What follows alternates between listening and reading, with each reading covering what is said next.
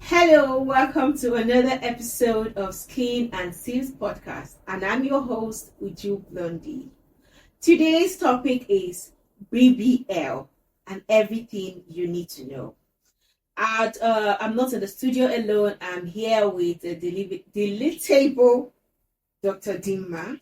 So I've known Dr. Dinma a while back, like over 2-3 years, and she's been practicing. I see the good work she's been putting out there, trying to sensitize people about this Brazilian butt lift. And that is the reason why I brought her in to talk to you, my audience, about this. So if you know you've been having you've been doubting, or you're contemplating, or you're confused if you should get a Brazilian butt lift, is it necessary? What do I need to know? Is it bad? Or anything that is confusing you, Dr. Dinma is going to be here to, throw some light and explain in detail. Even me, I'm here to learn because I know I don't know jack about that. So please, Dr. Dinma, introduce yourself to the audience. She's so pretty. Thank you. All right. So my name is Akpa Chidinma Akpa. I'm a medical doctor, and that's why everyone calls me Dr. Dinma, which I actually prefer. Okay, and my brand is curvygirl Essentials. So people sometimes also call me curvygirl or curvy. Because you are curvy. Yes, thank you. Okay, now you made me blush. Yep. But yes, I'm Dr. Dinma. I run the curvygirl Essentials brand. It's a platform for women and increasingly now men who are interested in getting any plastic or cosmetic surgery procedure. So we give you information, we provide supplies, we give aftercare services to enable you go through it safely and recover fully. So that's what the platform is about. I like to call myself a plastic surgery enthusiast. Yeah. Because so anything about aesthetic procedures, even injectables, it delights me. I want to see people look and feel good about themselves. Yeah. And that's why I am doing what I am doing. Oh, that's interesting. Thank you for having So, me. you're welcome, and thank you for coming on board to share all this information with my people. Yeah, so I know before, let's say 10 years ago, it's mostly the celebrities we see with this Brazilian butt lift. But 5 years down the line, 3 years, 2 years, everybody wants to get a BBL. Like 70% of the women or the ladies, as they are growing, I think the moment anybody is over 20, they want to get a BBL. Why is that? Like, what's the rave all about? Is it body confidence? Is it body positivity? Is it to increase market value? I don't know the reason. I trust Nigerians. Nigerians have come to a conclusion on that. But I know people get cosmetic procedures for their own personal reason.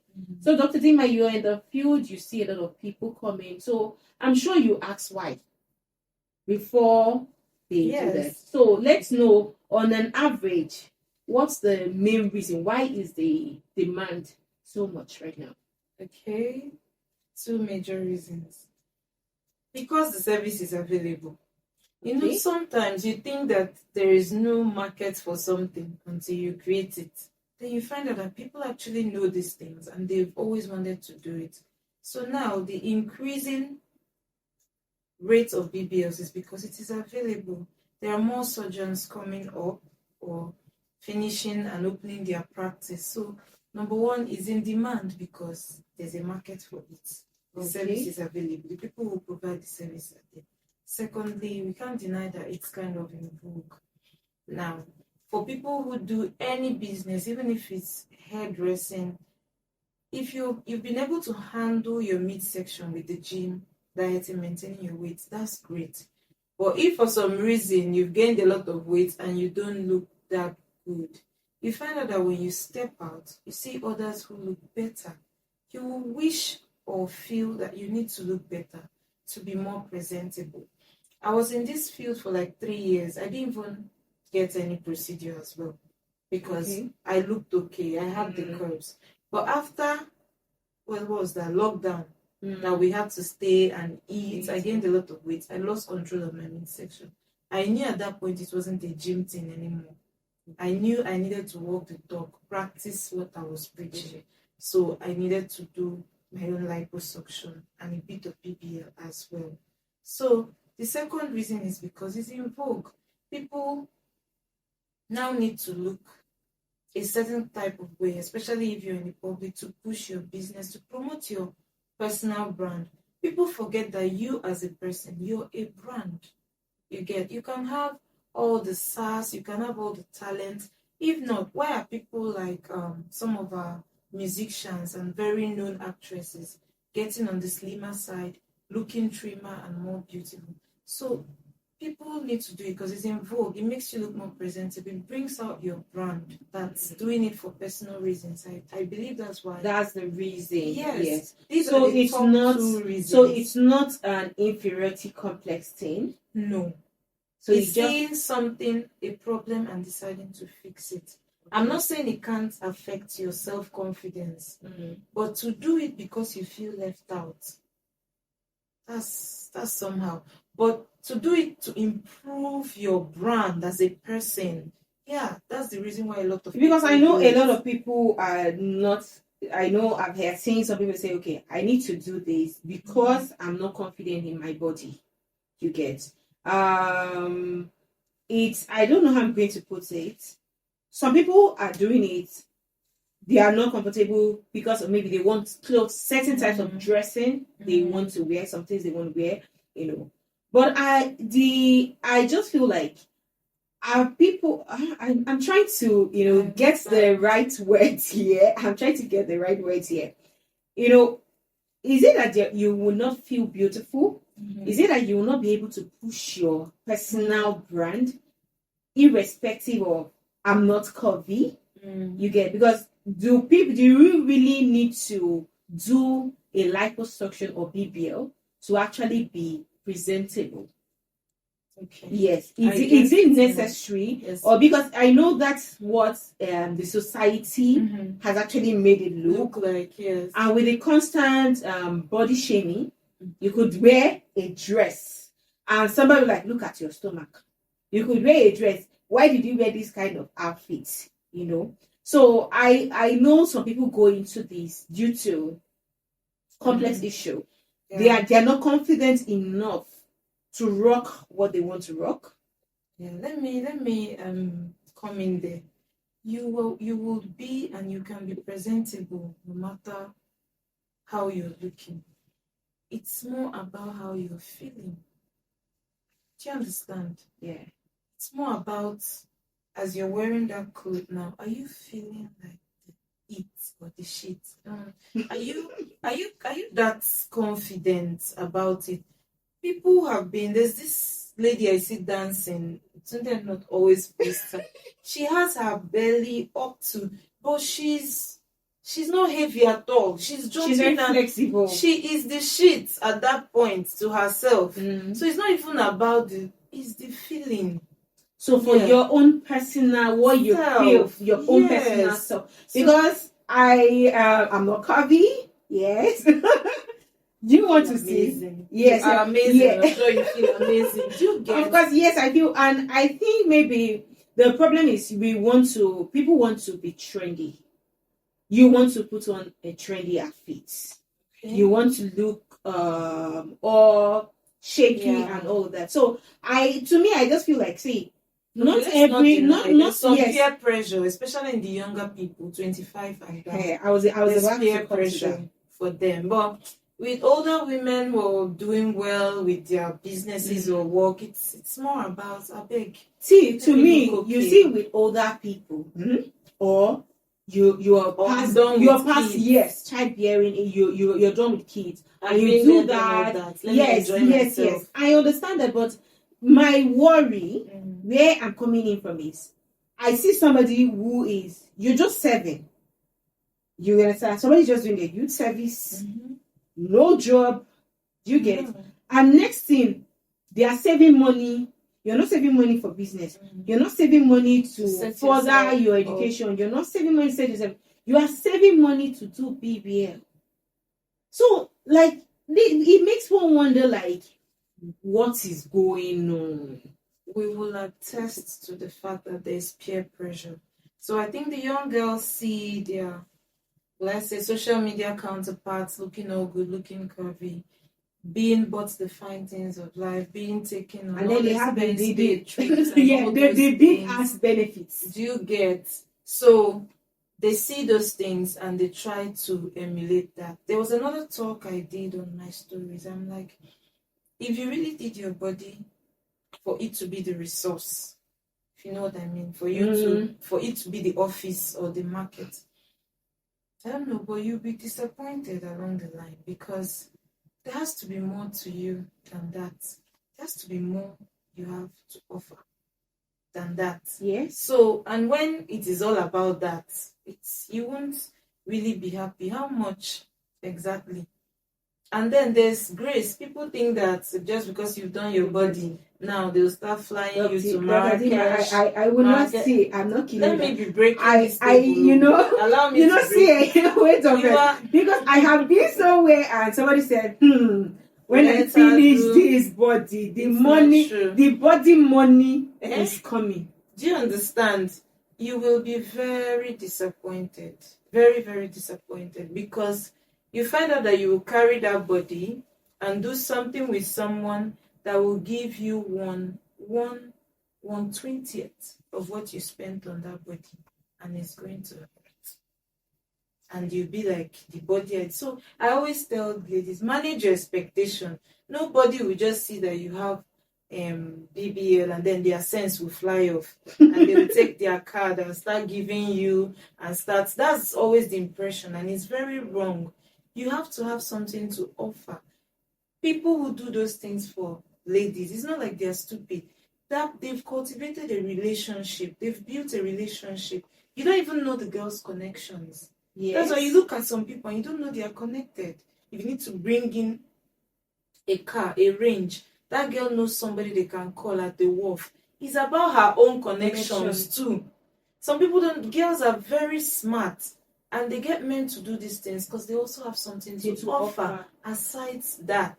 So you'll be very disappointed if you're doing bomb with the mentality that when they now see you, and there's nothing new about it again. No.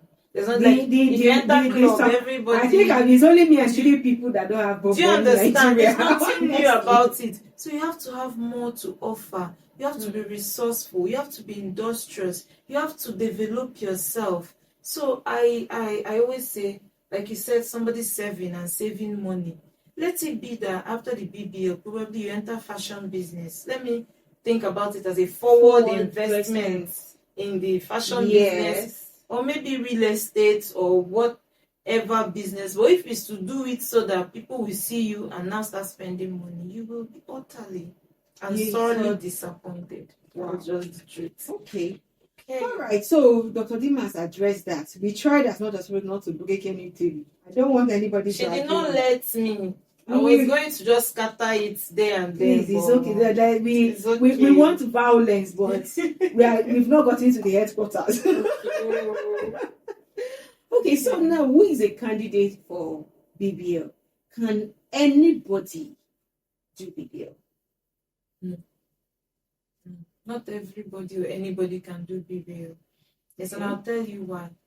The things that separate our candidates are in 3 categories. First, there's health. Okay. Health. Is the person healthy enough to do it? Some people have medical conditions. Some people have some kind of allergies, things that they need to focus on rather than that.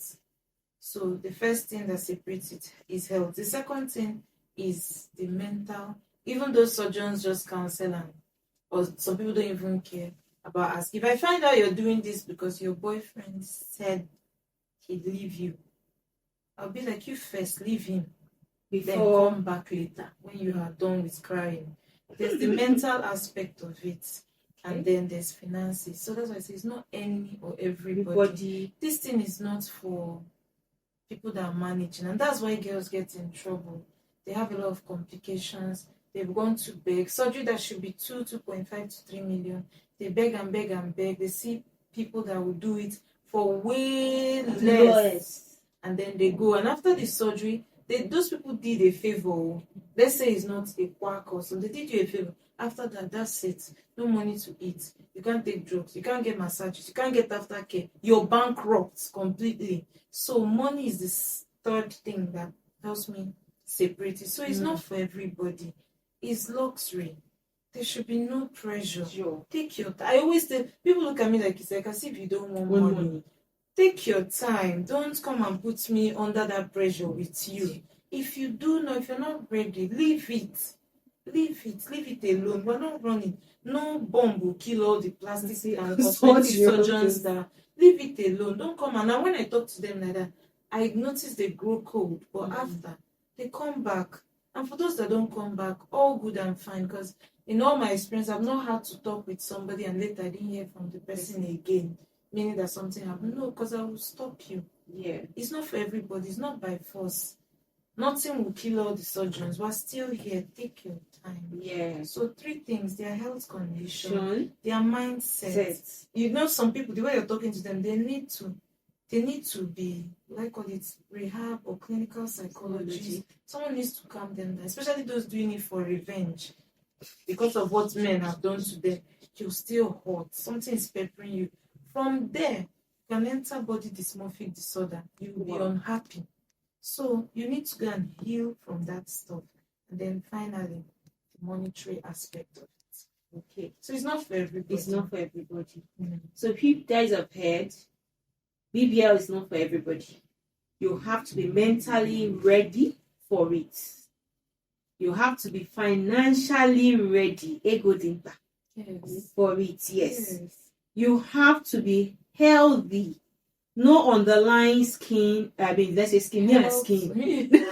Are wearing skin and seed, so yeah. Because I talk about skin a lot. Yeah. No underlying health condition. Because I think most of the mortality rates that people that we hear, if you go down, you see that maybe most of them have health concerns. Yes. So and the people they don't even used to hear. It can be managed. Do you understand? We can get you stable. For example, blood pressure can get you stable and go ahead. Diabetes can get you stable. Even sickle cell has done. They do surgery. Wow. But it's not left for you to decide. Is this what the risk? I already know I have this. Is the carbs worth it? Where should just stay? Yeah, stay and eat well. Wow. Okay. Okay, now that brings me to the risk. That's the next question I wanted to ask. So what's the risk in this Brazilian bucket?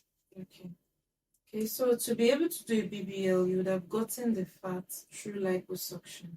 BBL is using the fat to augment areas of the body such as the hips, the buttocks. It's no more a BBL if you put the fat in the breast. That's just a breast lift, but done with fat. And fat is also used to augment areas of the face, like this nasolabial fold. Instead of people putting fillers, so sometimes they use their fat to fill and give a fuller look. So even in the arms, some people as they age, the hands, it thins out. They can put fat there, and around the ankles for people that have very tiny leg, they are very thick upwards, but down the leg is so tiny. So fat can be transferred to a number of places in the body. But you asked me for the BBL, which is putting in the hips and in the bone, the risk. So you bring out that fat, you clean out the fat by removing fibrous tissue. There's fibrous tissue in the body. So when you're sucking the fat comes with the fibrous tissue. So you remove those, make it smooth, so that when you're transferring, it's smooth. Then put antibiotics. For some hospitals, they spin or centrifuge the fat to make sure you have only fat, and then you transfer. Now, it's a very misunderstood thing. Say BBL is one of the riskiest surgery. I hear a lot of people saying it. It is true. It's one of the riskiest surgery in cosmetic surgery. BBL can be more risky than open heart surgery. It's only in that our field that we're saying yes, it is the most risky, because almost all the surgeries in our field, you go home the same day. But the BBL is the one that has the highest, that we're concerned for the downtime. Yes, but people have misconstrued this statement and make it look like, of all the surgeries you can do in this life, BBL is one of them. No, it's just in our field, in the cosmetic surgery field, because everything else we do is almost always safe. But BBL is the one that we're like, this one is risky. In our sphere, cosmetic surgery, it can be more risky than a transplant of kidney. Do you know there are surgeries that are open a borehole craniotomy, that you open the brain? It can be. We're just saying that in cosmetic, BBL is the only one that we know, with how mild our procedures are, that this one can give you problem. So now, coming to the risks, because you've removed that fat, you're transferring it back into fat. Now, the surgeon may make a mistake and go deeper than fat and get to muscle. There's no problem in transferring into muscle, but if it hits a blood vessel and the fat goes through that blood vessel to the heart, and the heart pumps it to the lungs are where exchange of oxygen happens. Now, this fat will go there and block something, and the person can't exchange oxygen as easily. Then the person begins to have respiratory distress. That's what we call fat embolism. Now, because of lying down for a long time on the surgery table, the movement of blood can be slow, and then a clot forms. The clot will still go back to the heart pumps it to the lungs. That is what we call pulmonary thromboembolism.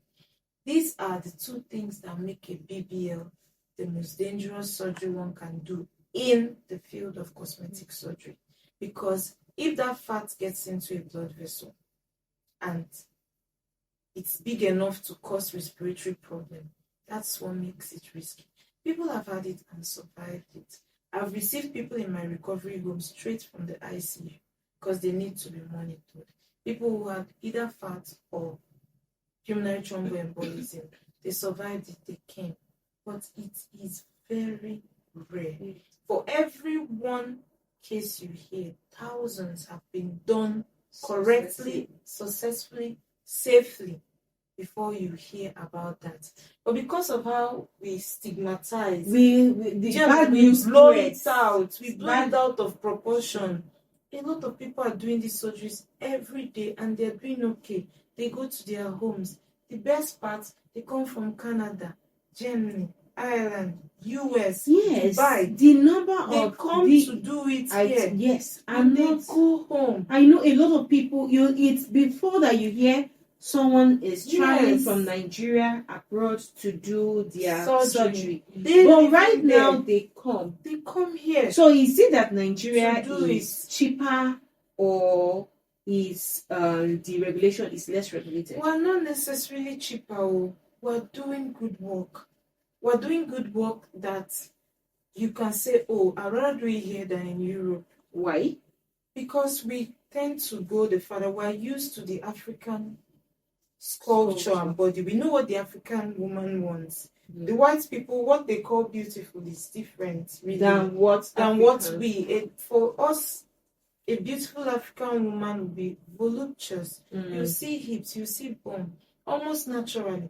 So, but when you go to white surgeons, they transfer like 500 or 400. They're like, great, excellent. Yes. Where you're there thinking they'll transfer up to 2,000 mils. Okay, so that is the reason why in Nigeria they come, because the ones I would have said, because the ones you see in Nigeria, it's always but don't we think some of them are excess? Yes, so we'll get to that. Yes. Do people really, check their, their body, their body shape, their body size, their foundation? Yes, before their own proportions. But I don't think a lot of Nigerians check that, because I have seen it. You see, like out of 10 BBL, it's only 2 you will see and admire. The rest, you be like, it looks boxed. Okay. I hope I fall into that too, though. And then Do you get? We switched there from the risks. Yeah, so I think those are the two risks. And then surgery, anesthesia, but that's rare. Reacting to anesthesia, that's very rare. That means that if at any point in your life you wanted to do any other surgery, you would have reacted as well to the anesthesia. But that's rare. So I wanted to round up on the risk so that they are sure. It's just that a safe person has to do it. Somebody also has to curtail your expectations. So I've entered where you are now. Okay. So now people come and they are looking a certain way. They have slim legs and they still have a lot of fat. They want you to put everything in my bum. And you're like, yeah, we would put as much as we could, but you don't have a lot of thighs. Your legs are slim. So let's put what will make you okay. And then you do that surgery and do it for the person. And to any other reasonable person, they look great. But then they go on blogs. There are surgery blogs where they comment anonymously. Oh, this surgeon is so useless. This surgeon, I asked for a big bump. This surgeon didn't give me a big bump. Wasted my money. Wasted this. It's a waste of my time. I give them 0 reviews, 0 stars, minus this, minus that. Now they go to another surgeon. It is left for that surgeon to turn you down. I also run a surgery center, but I know I'm here on curvygirl grounds. Yeah. So when I see, especially if you're like a round 2 and you came in for a round 3, I'll be listening very carefully to you. If you're saying anything about adding more fat, I will discourage you completely. If I'm going ahead with the surgery, I'll tell you that I will not add fat here. You have enough. I should even reduce it a bit. So many times, that's why I say it looks as if I don't want money. Because I tell them, I see that those things look horrible. I see it too. Some walk in and people are looking at you and you don't know that it's not admiration. They feel sorry for how you're looking. Shebi says, should I reduce it? You should break the table and be going. Do you get? You don't look great. You actually don't look great. I know coming from curvygirl, so you don't. Beauty is harmony. Beauty is balance. Yes. It is moderation. Whatever reason that all those things are being done for now, in 3 to 4 years, you'll be back on the table to reduce it, to bring it down. So, not if you, especially if you're slim, do it moderately. Do it.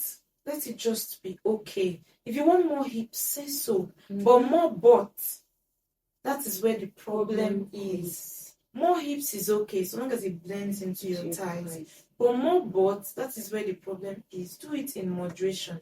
Remembering that we are women, and with age, our biological function of pregnancy, hormones, weight gain, weight loss, all those things may look nice now, but with age, they begin to take a different shape. Especially when you keep eating pizza and you won't go to the gym.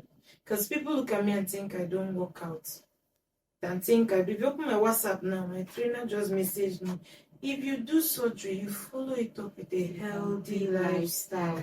As a woman, things will get soft naturally. You have to be moving those muscles so that everything, then maintain your weight.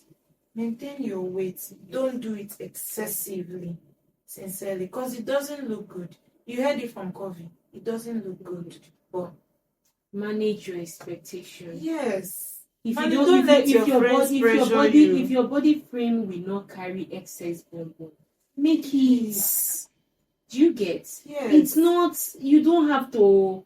It will not be shapeless. All those people putting pressure on you that it has to. I know I've seen some who just one time I read on it. Block them if you have. Yeah, somebody said if I have to go and do this, then it needs to show that I did it. So it has to, but let it actually be beautiful.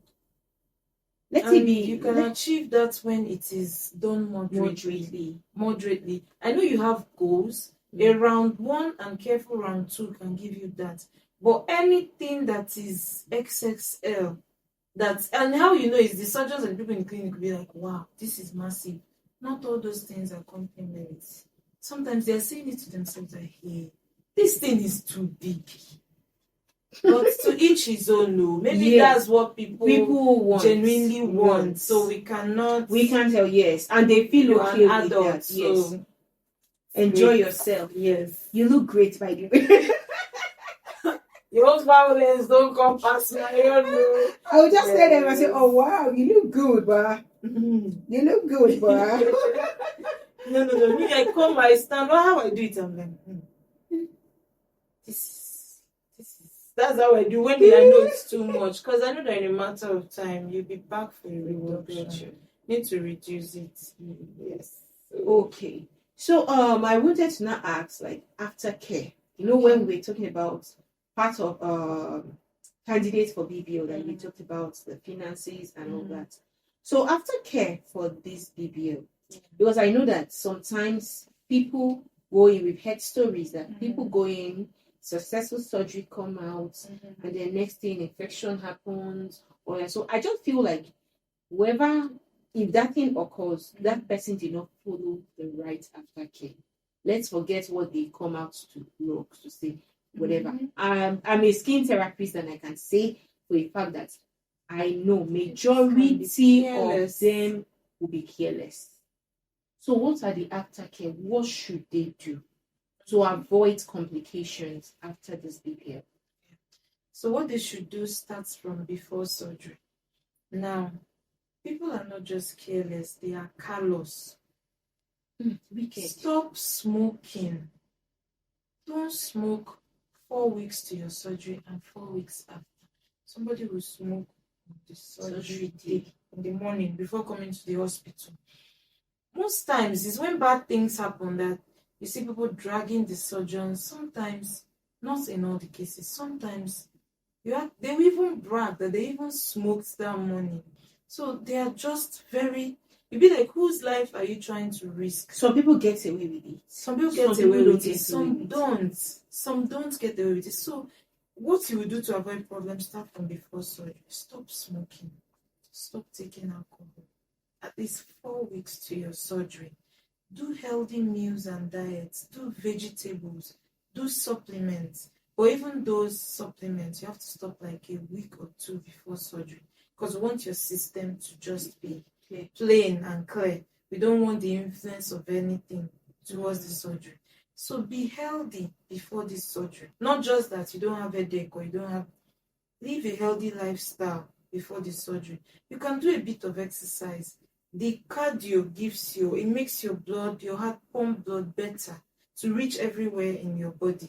Be caring for your body. It's not you just come from the trenches and now rushing, you're still smoking weed, you are still, that's what girls do. They don't stop. Even yes, you can see somebody a week today, no plan, maybe somehow, yes, I have seen somebody be okay, let me just go for consultation and know what happened. Just do it. And then the next 1 week, 2 weeks, basically you just come out, boom. That's why when I do like, test, okay, what do you schedule you from 10 days ahead so that.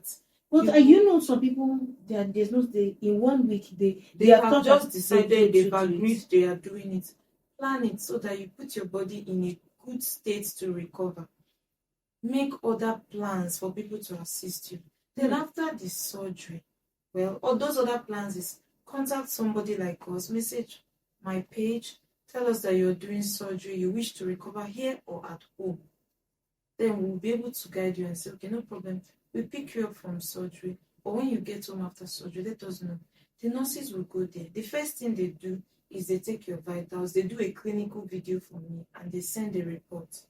So I will see, okay, this person, this clinic did it. These are the vitals, she's stable. This report says that she's okay to continue this recovery. So if I see something, I will be like, okay, can you call your surgeon? Can you reach your clinic? Because I think you should go back. Now, if the surgery was done around us, then we'll bring you back. We can't even discharge you unless we're sure you're fine. Yeah. So in aftercare, you have to follow instructions. Yeah. Nandi, do you know that people don't take medication? Yes.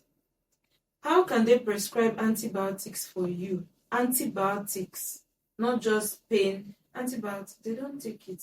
The vitamin C and other things is now story for the gods. They don't take those things. Wow. They leave the drugs in the bag that they came back from the hospital. and they will be busy complaining. What are Maybe you what they doing? take is maybe pain relief because yes, it's pain, it's Painful. paining them. The rest, they say I don't like tablets. I prefer injection. They don't take their tablets.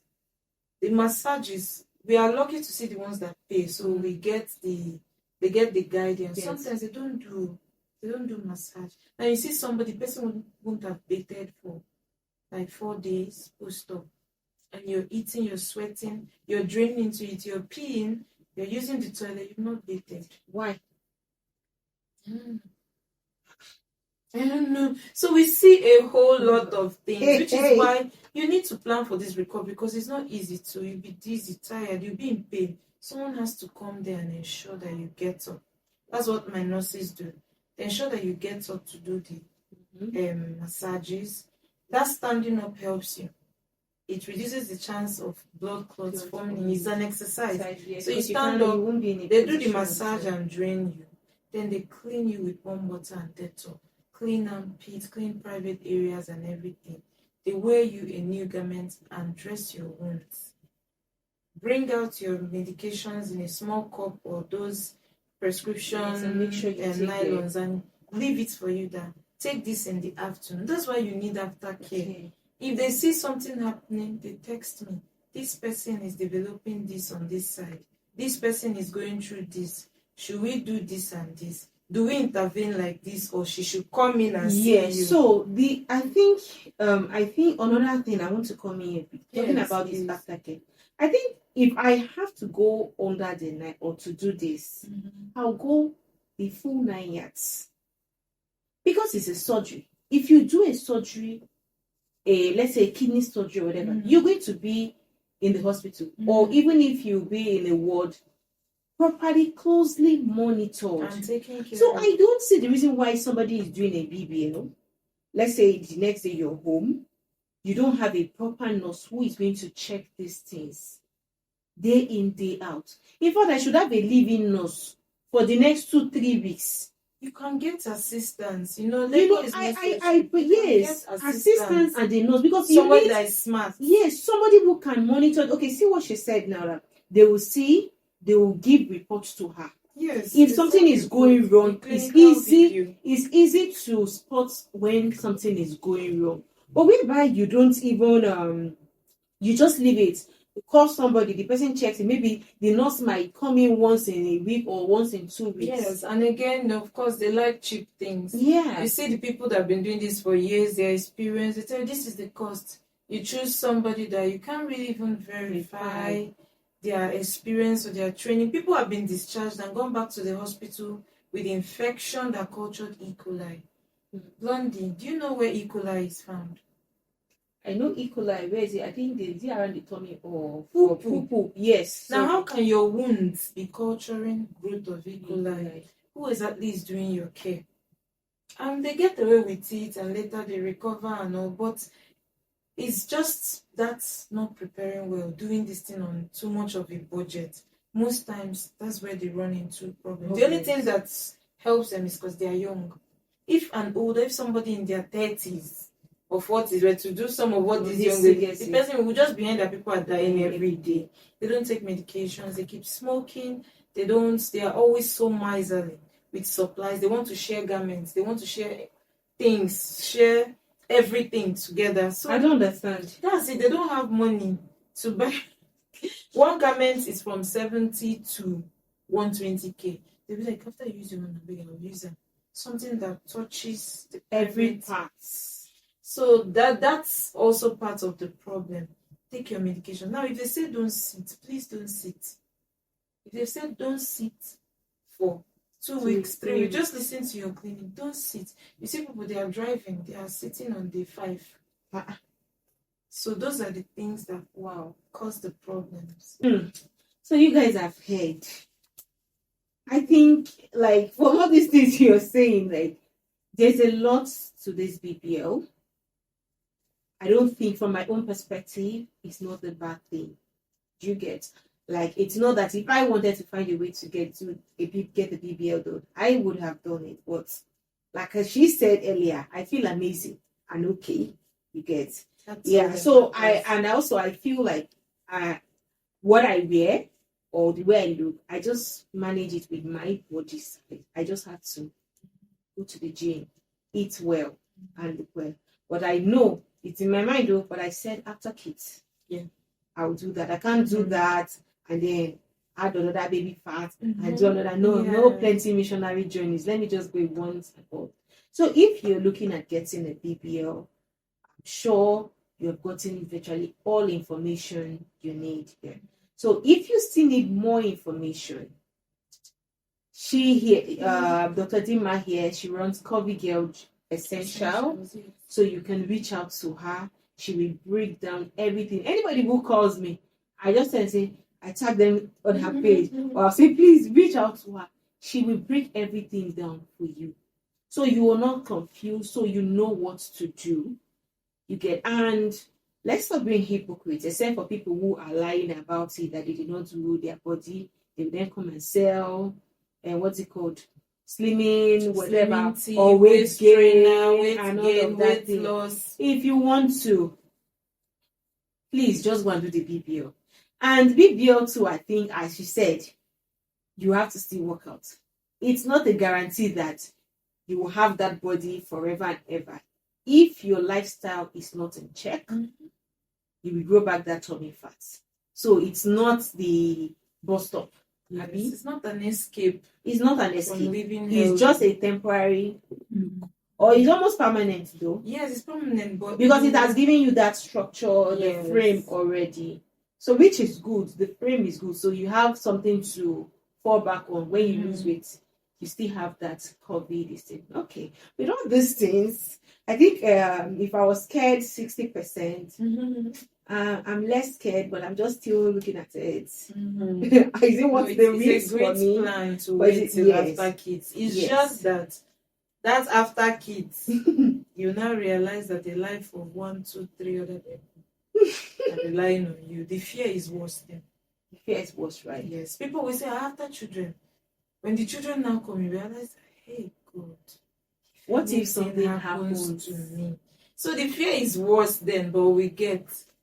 Just wait till Oh, you feel when I comfortable. feel, because God, you also said you have to be mentally Yes, ready. you have to be So mentally ready. everything has to be in check. And like I Yes. said, I will go the whole 9 years for it Mhm. if I do decide to get a BBL. Yeah. So Dr. Dinma, do you have one last word for our audience?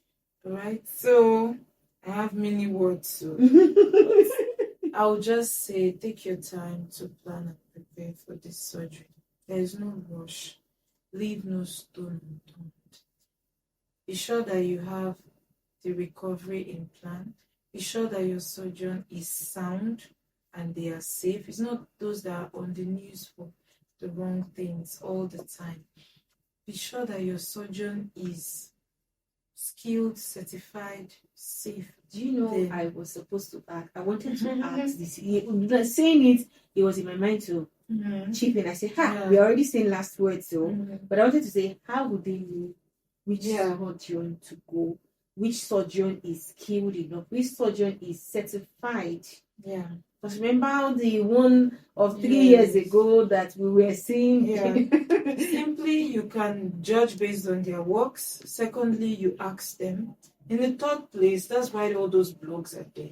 Sometimes the blogs are toxic with a lot of gossip, but they still give out information. Okay, the cosmetic surgery blog, blogs, the surgery yes, blog. yes. Wow. Okay, yes, I know you said that. I was Mhm. unattentive. So there are surgery Yes, blogs that you yes. go to. They So give I the think reviews. you can reach out to her. You see other people who that have done it before. there, and they will say their experience. Oh, They will say, "Oh, okay. this is how it went. I think they can improve on this." It's all for your safety. It's all your research. So research well. Even the recovery home, let them be skilled. Let them provide the adequate care for you and nutrition. So to round it up, plan this thing very well. Pray before you proceed. Planning. That is key. That's my own take home. Plan. I hope you have your take home. So how has this episode been so far? I have learned. I did not talk a lot this episode because I told you guys from the onset, I am here to learn, and I have learned a lot. Once again, This is Skin and Tips Podcast. Yeah. Please don't forget to follow us on all our social media handles. On Instagram, we are Skin and Tips Podcast. On TikTok, Twitter is Skin and Tips Pod. Subscribe to our YouTube channel because this is where the video is. Then please listen, share, like, keep making us go viral. Like I said, this is interesting. I don't know about you, but this is interesting to me. This is engaging. This is educative, Yeah. I told you guys on this platform, we are here to share right information about everything beauty. And I'm not sure I did fall on a hand at all. It's been amazing. Yes, it's been amazing. Thank you so much, Dr. Dinma, for coming. Yes, there's one. We have a how am I going to put it? A ritual. Yes. So just something fun for the audience. Okay. So we want our guests, we're going to pick one. And I then heard you call it calamity basket. Who say calamity basket? That is what I think. I only said with basket. I did not add What did you call it? Did I call anything? No. I think I just said, give me my basket. calamity basket. Hey, no, this one that fell. Is the one that we pick. I just hope I'm not in the. Yeah. Okay. Let's see. What has Dr. Dinma picked? Jesus. Is it I sticker beg paper? you. Oh yeah, I picked a tongue twister. This is Skin and Tips Podcast 10 times. Mm-hmm. Hey, You I'm know, going to say sin instead of skin. This is Skin and Tips Podcast. This is Skin and Tips Podcast. This is Skin and This is Skin and Tips Podcast. This is Skin and Tips Podcast. This is Skin and Tips Podcast. Oh my God. Oh Jesus, I've said it 6 times. But you tried the third one. The other one. I know I said sin. I sin and sips. You want to try again? Okay. This is Skin and Tips Podcast. This is Skin and Tips Podcast. This is Skin and Tips Podcast. This is Skin and Skin. Thank you very much. That was good. That was good. Skip. All right. Thank you so much, Dr. Dinma. We really right, appreciate. thank Thank you. you all. Thank you all. Yes. Yeah. Bye. See you again next week, Friday.